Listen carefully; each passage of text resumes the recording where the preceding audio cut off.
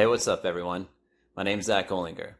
In this podcast series, I talk about relationships. Now, I know, as a man, you may not want to talk about relationships, or you may even tell me that the relationship that you're in is already pretty good. But I'm going to invite you to consider this. Could you be a little bit more fulfilled in the relationship that you have? I would like to have you consider that there may be other ways to kind of see the conflicts that are truly just unnecessary that we all experience in a different light. And if you're open to receiving or just giving me a little bit of your time, then I look forward to my guests and I inspiring you to become a man that can have more freedom, less conflict, and more pleasure in their relationships. Thanks for joining me. Hey, everybody. Thanks for joining me on another episode of the Real Zack Olinger. Today, my guest is Patrice Marie, and she's going to talk to us about how she left an abusive marriage and some of the traps that she experienced in a patriarchal upbringing. And I'll just hand it over to Patrice and let her start talking about that. Thank you for joining me today, Patrice. Well, thanks, Zach. I really appreciate you having me on. It's truly an honor to speak with you. And, I love your message and your mission and, what you're trying to do to be a good example for your boys who, how old are they? 13 and 15 or? Yes, 12 and 15, 13 very soon. Okay. So I just kind of rounded up. Okay. Yeah. Okay. Well, don't let me forget, but part of my story, to bring it full circle, has to do with my two adult daughters. Okay. And I think you'll relate to it because of how you want to be a good example for your boys. Perfect. I don't want to forget to say that. Okay. But my story starts out with I basically married the carbon copy of my father. Now, I was a daddy's girl, and I don't want to get too far ahead of myself, but there were things about my dad and his relationship with my mom that I saw both consciously and, downloaded some things, I'm sure subconsciously. And they didn't have a good relationship. So I wasn't trying to place any blame anywhere. I was just an observer, and I saw that, my mom was annoyed at him a lot. And he, looking back in hindsight, he was not a very authentic person. There was like a facade that I don't think too many people saw through, if anyone ever did, honestly. I'll be honest. Well, I'm sure my mom did, but so anyway, I had a string of unsuccessful relationships, and I think it, in hindsight, it was due to my seeing my dad mistreat my mom. There was like a lack of respect. There was some dismissal. Just to sum it up, it's like a lack of respect. Mm-hmm. And so, I probably didn't respect myself or would attract men that had that similar type behavior pattern, right? Mm-hmm. So I don't know if there's so many different relationships I can reflect back on why this one or that one didn't work. But I did not end up getting married until I was 38 years old.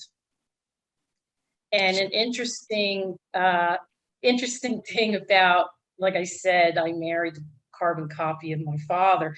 The first time, my dad had already passed away when Nick came into my life. And first thing my mom said about him when she met him was, "He reminds me of your father." Now, interestingly, she really liked Nick, okay, because she saw the things in Nick that were probably the things she saw in my dad that she liked, but that were also a facade. right? Mm. Well, Mhm. she saw past the facade, but she was kind of stuck with them at that point. I don't know. I do want to say that when I was 18 or 19, my parents called me into the living room. I was still living at home, and my mom did all the talking, and she said, "We're getting divorced." And my dad never said boo. He did not say one thing. Hmm. And it sent me into a tailspin, this conversation, because even adult children are traumatized when their parents get divorced, right? So that kind of catapulted me into moving out of the house. And you know what? I never heard another thing about it. Nothing was ever said. Years later, I asked my siblings, I'm one of 5 children. I asked my siblings, did you ever hear talk of, mom and dad? Nope, never heard it. So I was the only one they said it to. Hmm. and they traumatized me, and then they didn't do it. But I look back on it, and I am certain that the reason it did not happen was because my dad manipulated the situation into back under the, Mhm. back in the closet, so to speak. So, okay, so fast forward. So I marry my husband, and from the outside, I'm sure we look like the perfect couple, but I don't know if you've ever been bullied like when you were a kid, but Mhm. you know how bullies will do something that when no one else is around, no one Mhm. else can hear it or see it. So he would do things like that. And it's very confusing for me because I thought he was supposed to love me. Like, love and bully behavior is not, they don't go together, right? Right. Mhm. So even though those things were kind of few and far between, they really stuck with me. Mhm. Like I can think back 20 years ago, like the feeling I had in my gut when he said or did something like that. And anyway, and he would sometimes yell at me or just speak disrespectful to me or mockingly about me in front of our children. Mhm. So, that's kind of what they saw. And, uh, when somebody is not congruent, you don't know if they're a nice guy that just has bad days or if they're a bad guy that's just covering up by acting like they're nice, right? Mhm.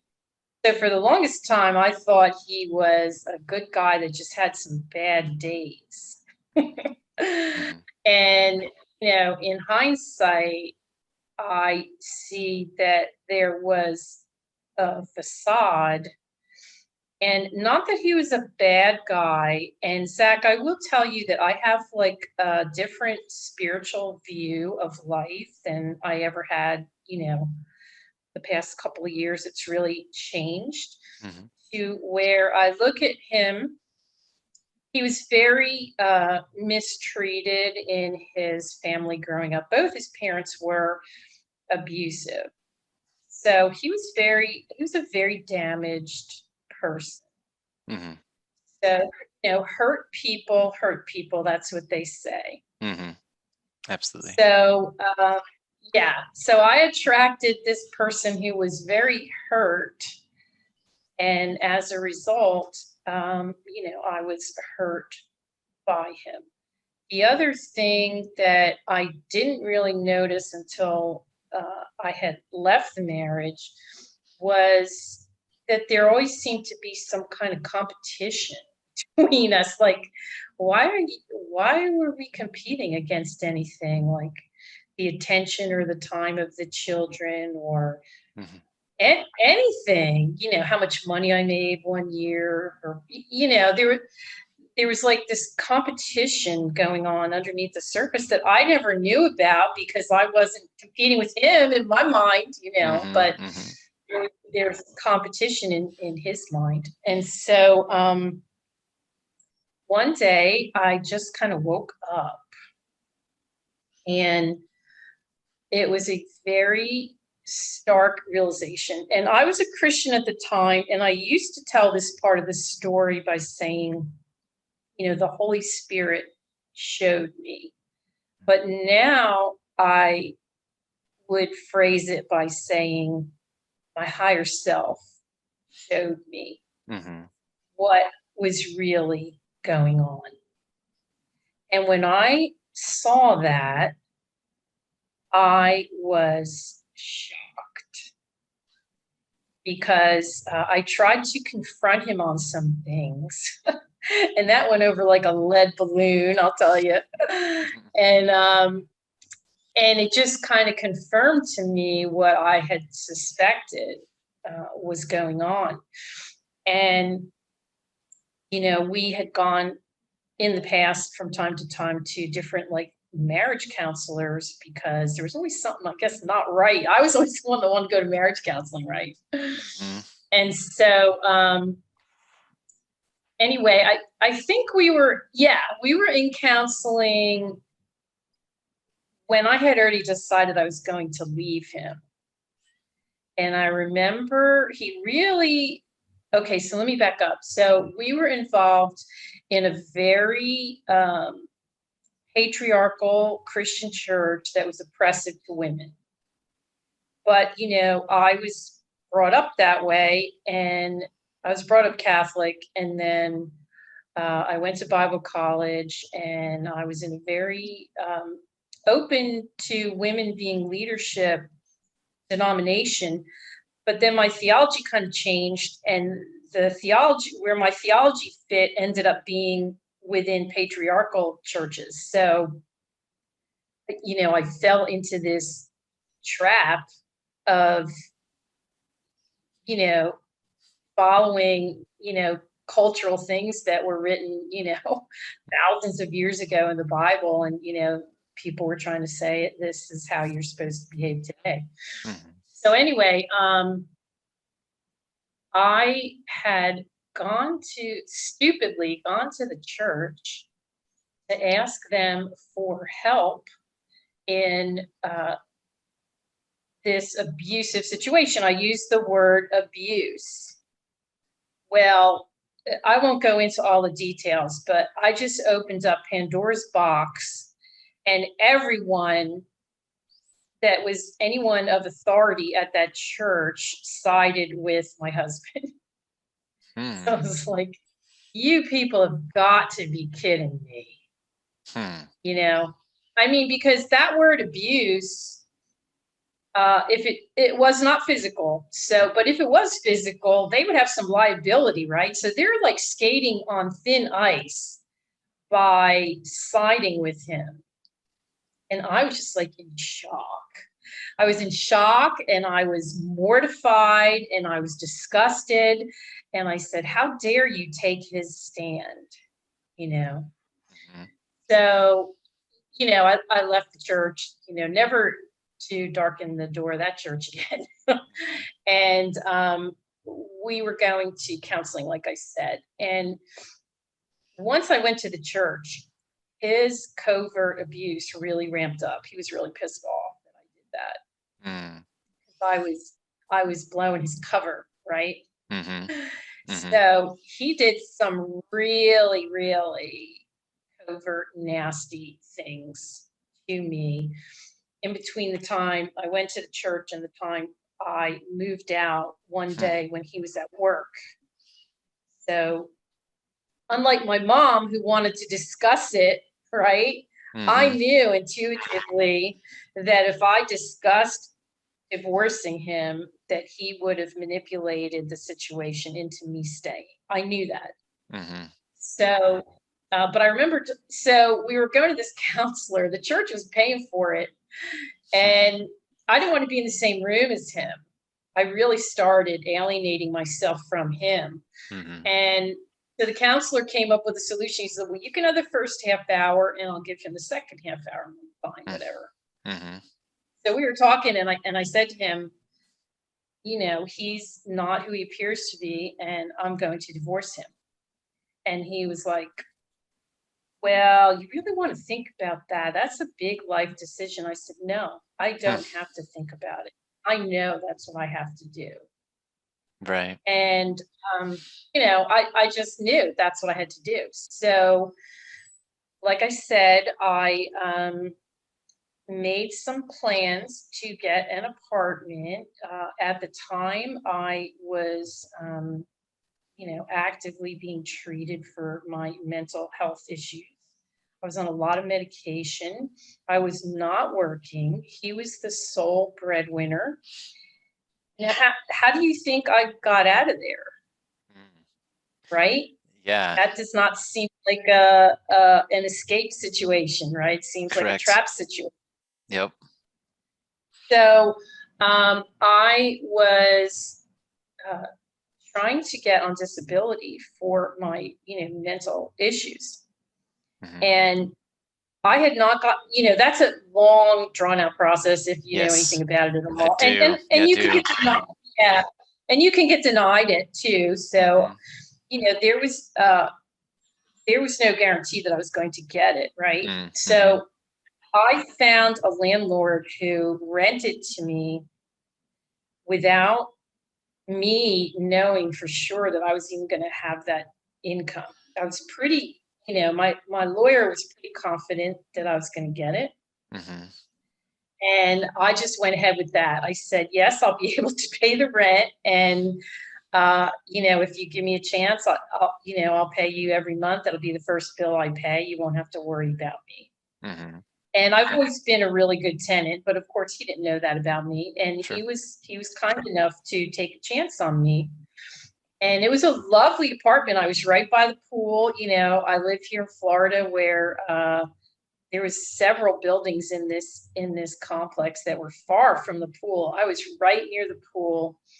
Lovely, a lovely little one bedroom apartment with a washer and dryer stacked in the closet in the bedroom. I mean, that's like the gold standard. You have a washer and Right. dryer in your apartment, right? Yes, yes, yes. And yeah, so the universe gifted me this landlord and this apartment, and I hawked my engagement ring because it didn't mean anything to me anymore. Hmm.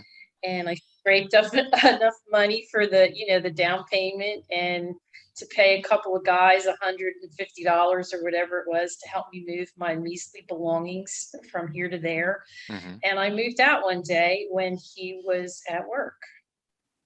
Hmm.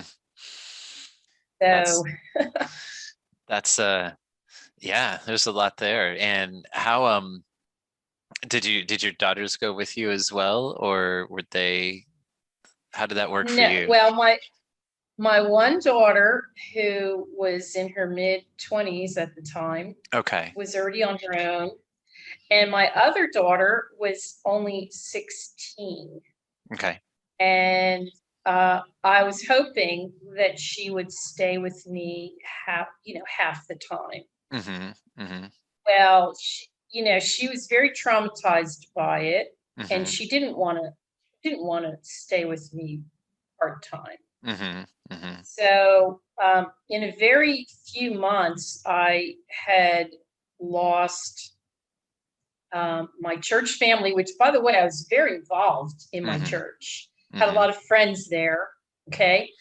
So I lost my church family. I lost my marriage. I temporarily, to a great degree, not totally, but temporarily to a great degree, lost my daughter. Hmm. My older daughter and I had strained relationships, which had something to do with the ex-husband and just weird family dynamics that come with the abuse kind of situation.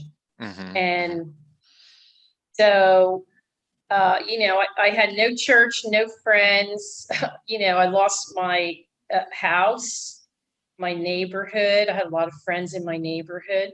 Hmm. So I basically, rolled the dice and said, I don't care, Hmm. because my well-being, my emotional and mental and physical, because the emotional takes a toll on you Sure. physically. Absolutely.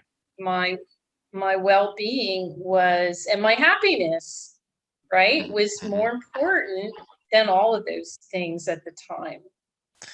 Yes. Yeah, I think that's a great thing. I love hearing when people um, kind of come to that realization, or they realize that, like, yes, like you've got to take care of you, like regardless of what it may look on the outside, regardless of what the costs may appear to be. Yeah, that taking care of yourself is paramount. Is paramount. I've had not the same experience, but I can relate to going through a process of coming to that exact realization, and how important it is. So I always have to applaud people when I hear that they've done the same, or because it's never.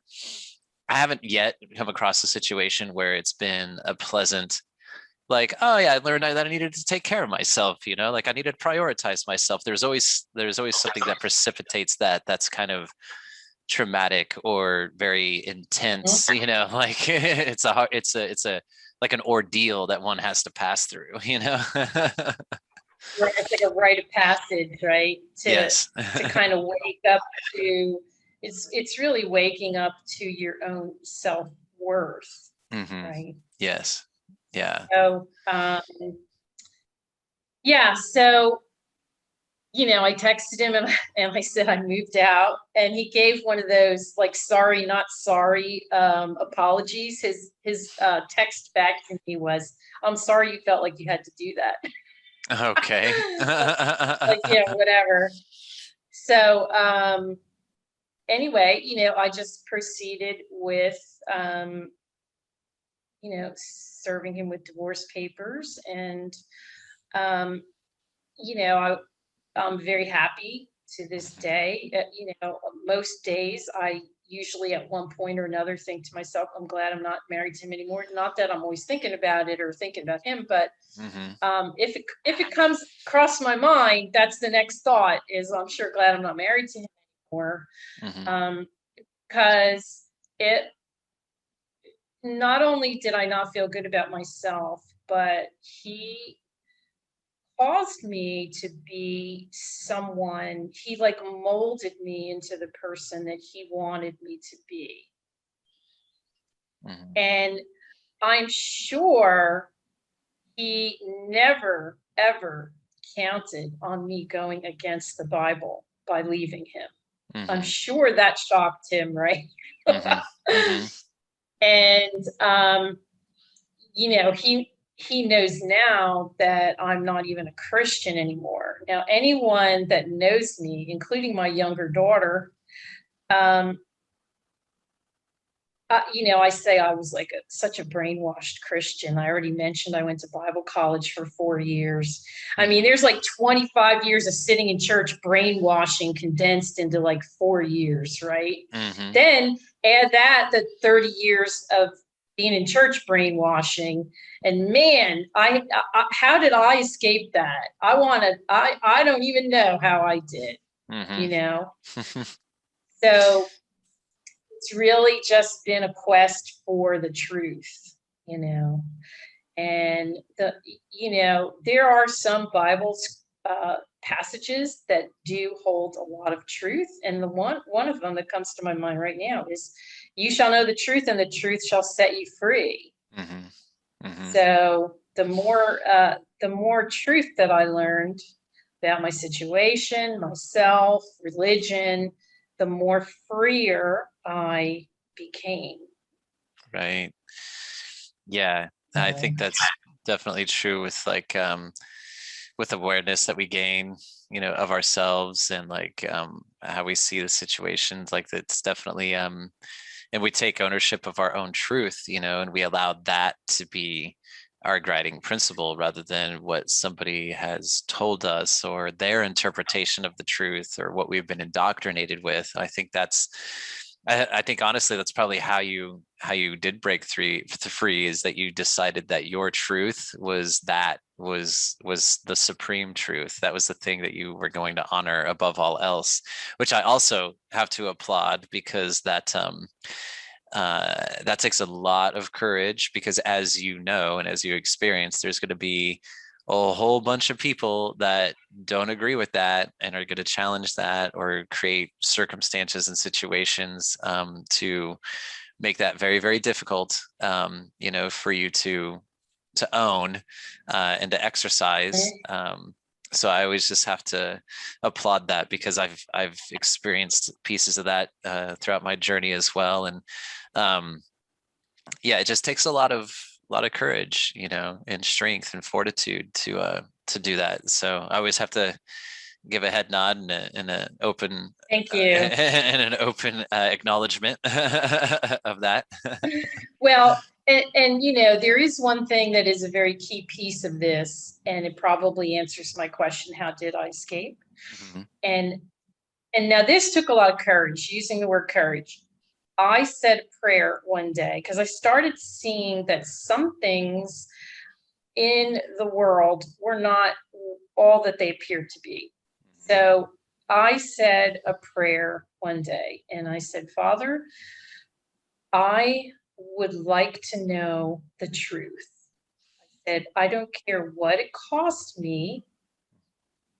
I just want to know the truth. Now that was a prayer that took a lot of courage, because I knew I was putting all my beliefs on the altar, all of them. Mm-hmm. And I said, just, show me which ones need to be wiped out. Mm-hmm.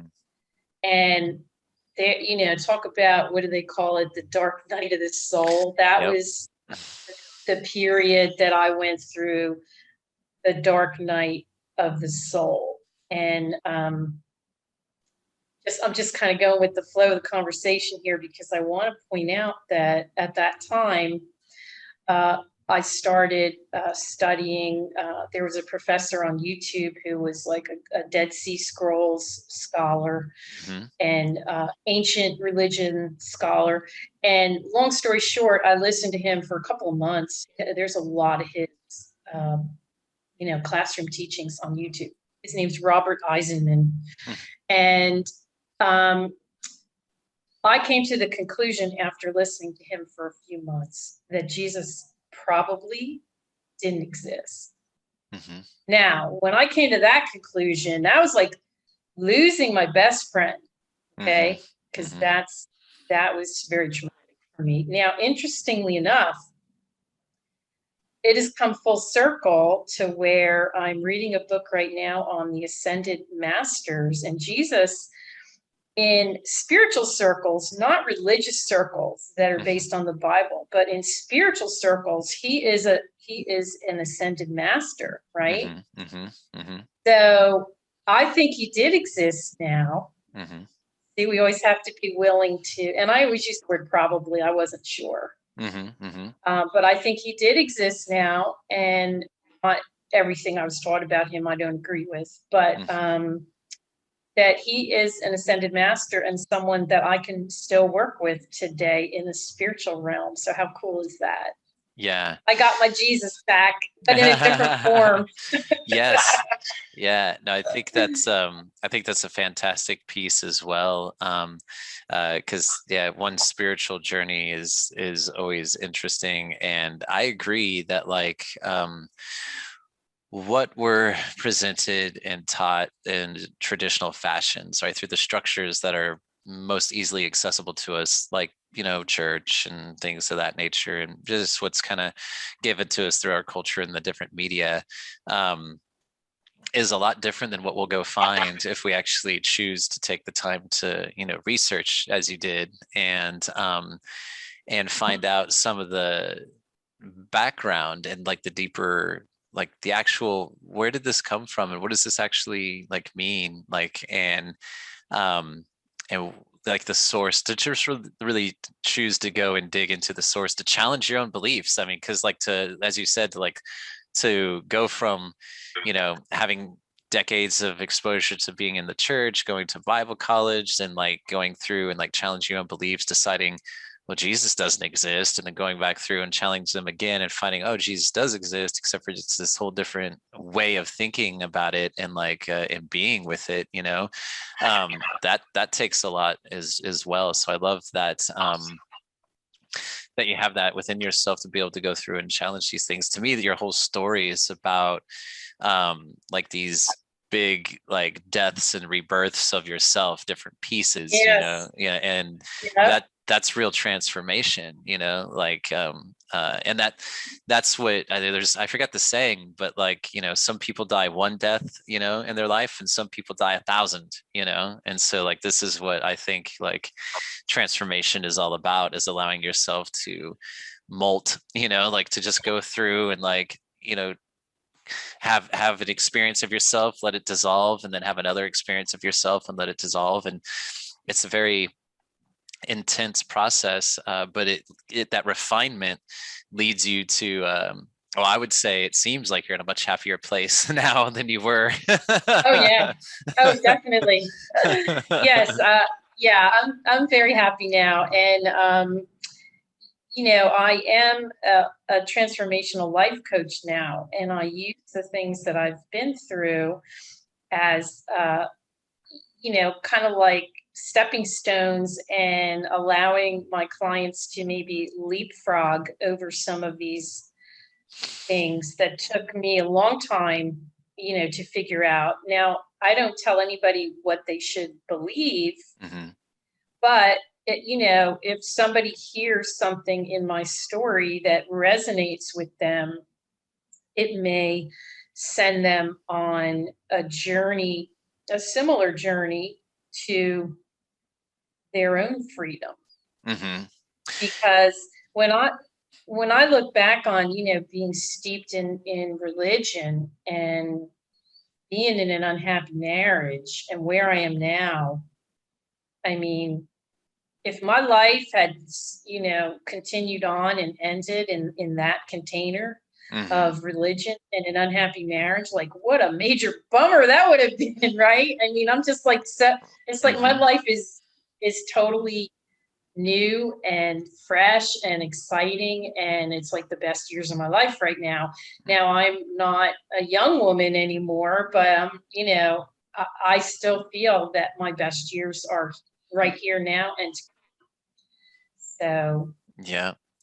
yeah. Yeah, I agree. That's yeah, I like the storytelling as well, because we find that the people that need to hear it will hear it, and if we can give permission, to those, like through our own experiences, to be like, hey, I experienced this, and they may find themselves in a similar situation or something that they can relate to, and not sure if they could or should do like what they feel is right for them, to have like, yeah, give themselves permission to do so, or the courage to do so. And I think I love the piece of your story too, where yeah, he didn't have a job, like he was the sole breadwinner. Like, how are you gonna get out of that? I think there's a lot of people that might find themselves in a similar situation where they truly do feel trapped, and they're like, there's no way out. Like, I can't leave because they can't leave, right? And to hear somebody be like, well, you can. Like, there's always a choice. As like, how do I want to say, like pie in the sky as that may sound, be like, oh yeah, it's easy to say, you always have a choice, but like I might just end out on the street or something like that, but to hear you have the experience of like, if it's the right thing and you're following yourself and you're honoring yourself, once you make a choice, I've always found it very interesting how the universe shows up and like starts to like unfold around that decision. And in your particular instance, that Absolutely. you found a landlord that was willing to, you know, like you said, take a chance on you, and you were able to make it happen, and all of that. And so it's about, I think, giving yourself permission and trusting. Like, you trusted, you were just like, you were finally at a point where you're like, I don't give a shit, and I'm going to do this. And you made that choice. You were convinced of your choice. I think that's a real big piece of it, is having conviction that you're doing the right thing for you. And then just, you give the rest of it up to the universe. You just you just have faith that it's going to work out. And I know that sounds, to some people, it might sound irresponsible. And I know to some people it might sound like a bit crazy or like impossible. But I'm telling you, I've done that a number of times in my life. And Great. every single time the universe has showed up. So um, Yeah, the universe honors those bold moves. Yes. You know, when you take massive action like that. Yeah, that's one of my favorite sayings, actually, is fortune favors the bold, right? You know, the nothing risk, nothing gained kind of a thing. And, you know, not that I would invite everybody to be risky all the time, but if you find yourself in a situation where where it's really discordant to you, and you know in your heart that there's a choice that needs to be made, and you actually know what the quote unquote right choice is for you, and you're not taking it, then once you do, the universe will honor that. And that's just like what we were talking about before, about me starting like this particular endeavor in my life, where like I was ignoring this call for a while. And once I decided to lean into it, there's all of this groundswell of support that came up around it. And to me, it's always very warming and inspiring, because it's just that gives you the faith, I think, for me anyway, of knowing that we live in a participatory universe. You can call it God if you want to, or the universe, or whatever you want, but there's something else with us the whole time, you know, and it honors our choice to do what's right for ourselves, you know, regardless of what it is. Yeah. Absolutely. Yeah. Those acts of self-love that may sound or seem reckless to, you know, outsiders looking at the situation, you know, your act of radical self-love is going to put you in a better place in life. And like you said, the universe will give you whatever support you need to make that happen. And I should say also that I had a best friend who, now, she offered that I could have moved in with her. First of all, she never questioned my story, that he was not who he appeared to be, right? And so that was precious to me, that there was somebody who never even questioned when I told her that. And she offered for me to live with her if I needed to. She knew how desperate I was to get out of there. So I actually had two opportunities to get out of that situation.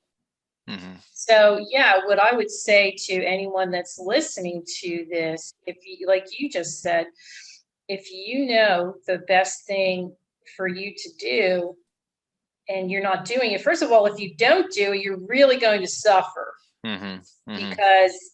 Because your higher self, the universe, however you want to say it, has enlightened you to the point where you know what you really need to be doing, and you're not doing it.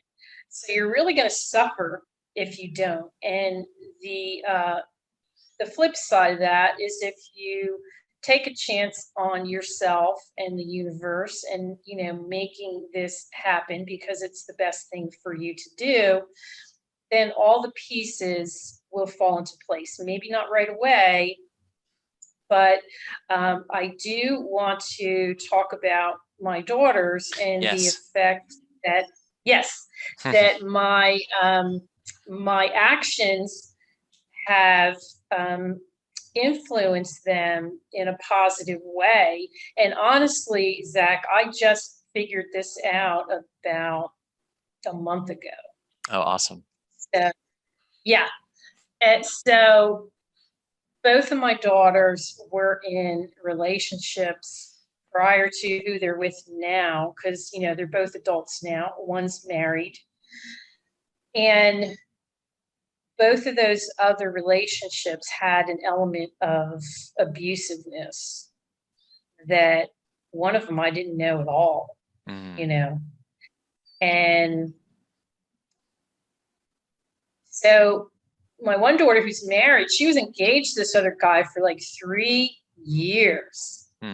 Like, everyone thought they were going to get married, right? And she married her old boyfriend, who actually waited in the wings for 3 years for her. And he would give her the world on a silver platter. He never gets annoyed with her. He never fights with her. He's just a super nice, sweet, caring, loving guy. You know, they have a child, my little grandson. He's like a great dad. And I couldn't ask for anyone better for her, right? Mm-hmm. And my younger daughter had somebody that we all thought, you know, she was going to marry him. And she broke up with him. And I said something to her one day. By the way, she's very spiritual too. She and I are like on the same wavelength all the time. So I talked a little bit about, you know, them breaking up. And she says, I'm not going to go back with him. I will find someone better. Mm-hmm. And I'm like, good. That's a good attitude. I like that. Mm-hmm. And you know what? She went and did. She went and found someone better. And you know, they're probably going to get engaged. They've been together about a year, and he's a great guy. You know, just like my son-in-law, he's a great guy. Mm-hmm. So both of my daughters escaped the almost marrying the wrong one. Oh, and there's another part of my story I forgot to mention. A week before my wedding, I tried to call it off. Mm. So I almost escaped marrying him. Mm-hmm. But of course, his manipulation, you know, made it go through that, and my desire to really want to be married and really want to believe him, right? When he was telling me his name. Cool. So I was ready. I was going to call everybody and call the whole damn thing off.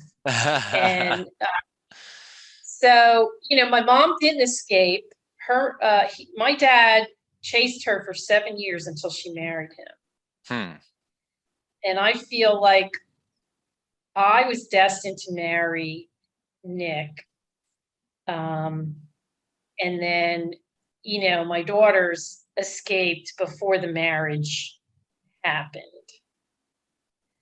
So all that to say that if you're a woman and you're thinking of leaving your husband and you're worried about what it's going to do to the children, let me tell you that you will be doing it for your children. Because the best thing that you can do for them is to love yourself and love yourself enough to not take that treatment anymore. Mm-hmm. And I became it was like a behind the scenes role model for my daughters. I don't think either of them realizes it. Like I said, I just realized it myself. Yeah, no, that's a great point. I couldn't agree more to that, because I you know, I went through my divorce again, not anywhere near the same type of situation or circumstances, but one of the things I struggled with most in the beginning was like, how is that going to impact my boys, you know? And then I finally came to this conclusion that if I don't, because it was my choice to leave, and I was like, if I don't leave, then I'm not going to be able to say that I've modeled to them what it's like to take care of myself, what it's like to be in a healthy relationship, and to honor themselves, you know, honestly. And I was like, that's the way I'm going to choose to look at this, you know? And so I moved forward, and that is because that's what I chose. That is how it was explained and modeled to them. And yeah, like 6-7 years after the fact, our relationships are great. And, you know, it's, I just agree with you that, like, yeah, if you've got children on either side of the equation, and you're concerned about how that particular decision will impact them, only you will know if it's the right choice. And if it is the right choice, then everything else works itself out. Like, your kids will know that, you know what I mean? Like, they'll totally know that. And if it's better for you, it's going to be better for them too, you know? Like, it's just the cascading effect.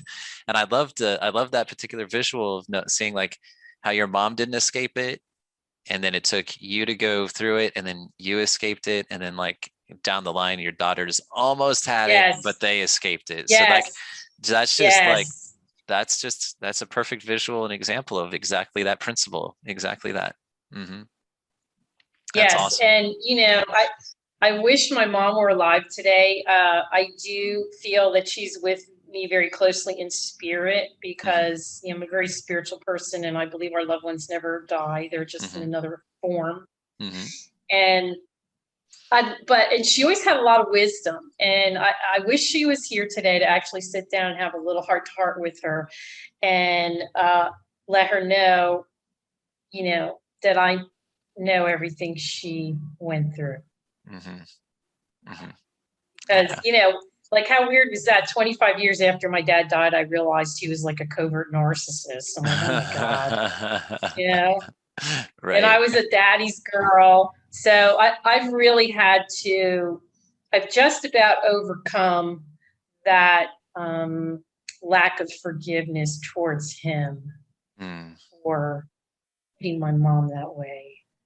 right. Not even so much how it affected me, but treating her that, like, what do they say? The best thing you can do for your children is to love their mother, Mm-hmm. Mm-hmm. right? If you're a man, Mm-hmm. that's the best thing you do for your children. Mm-hmm. Love their mother. Yeah. So, yeah. So yeah, it was kind of an interesting. You strung it together very well. It was an interesting generational Mm-hmm. kind of progression of ending the cycle. Yeah. No, that's always fun to see generational healing because it takes a lot. I mean, you had to have a lot of courage and a lot of strength to do what you did, and just to help the line, going forward, and to help yourself in the process. It wasn't a selfish thing. I think that's another thing that sometimes people can get hung up on, because I get it. It can seem and feel selfish, and especially for those of us that are used to helping and serving others. Um, when we say that we're going to put ourselves first, at least for me, it was very alienating in the beginning, because I was like, that's just weird. Yes. I'm not sure that's what I should be doing. But as I sat with it and grew with it and started living it more and realizing the truth of it, it's like, yeah, like that's exactly how it's supposed to be. And no, it's not selfish, because if I am not giving it to myself, I can't possibly give it to somebody else. If I'm not taking care of myself, then I'm not in a position to help other people. Like, yeah, it's not selfish to put yourself first. It's not selfish to take care of you and like do what's right for you. In the least. And I think Absolutely. some people will definitely try to manipulate it to make you feel otherwise, for sure. And just, yeah, don't let anyone ever do Those that are the to you. those are the ones that those are the ones that you have to get away from if they're trying to Exactly. do that. Exactly that. Yep, you Yeah. got it. Yeah. Trying to manipulate you back into your Yeah. cage. Yes. Yep, that's right. That's exactly right. Yeah. Well, awesome. Well, thanks, Patrice. I want to give you an opportunity to like let us know where we can, find you or find out more about you, or if, I know we were talking before you got Okay, a great. website. Yes. A couple things I want to mention. Hmm. I am writing a book. It's called Living in an Escape Room.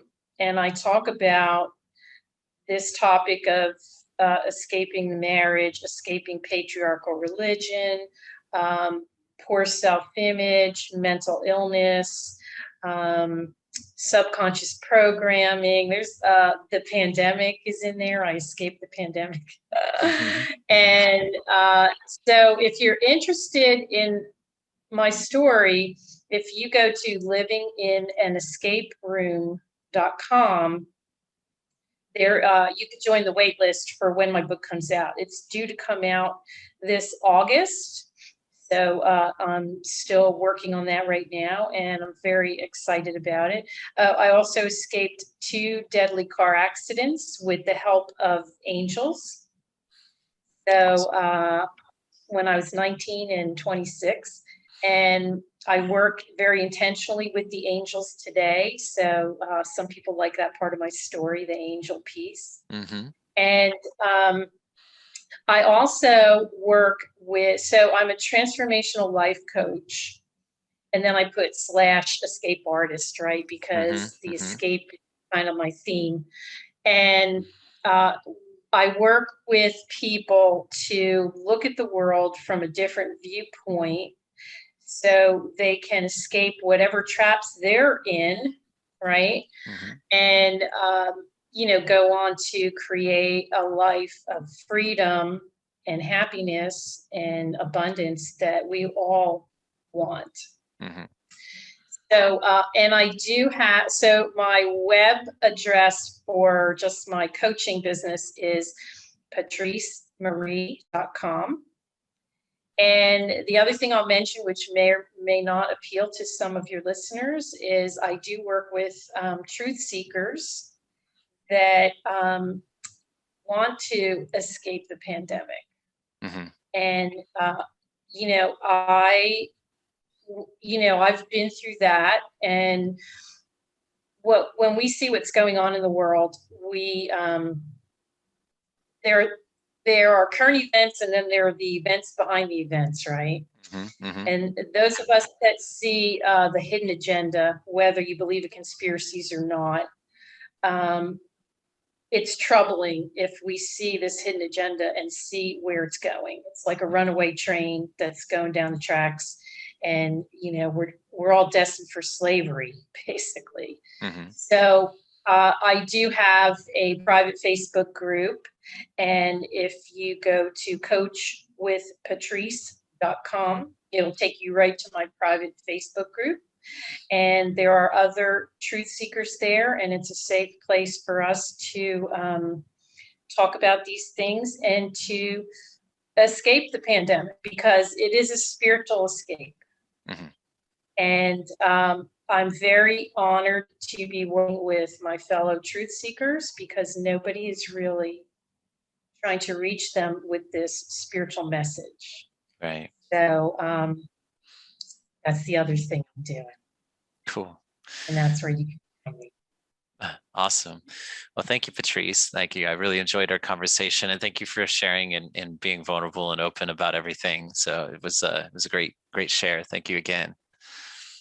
Thank you, Zach, for having me. It was my pleasure. And I wish you all the best with this new endeavor. You're doing a great work, and I know you're going to change a lot of lives because of it. So I do thank you for that. Awesome. Well, thank you. Appreciate it. Okay. Bye. Bye. All right. That wraps up today's episode of The Real Zack Olinger. Thanks again for listening. If you happen to find this episode insightful or valuable, I invite you to pass it along to somebody else, because chances are, if you found it valuable, they will too.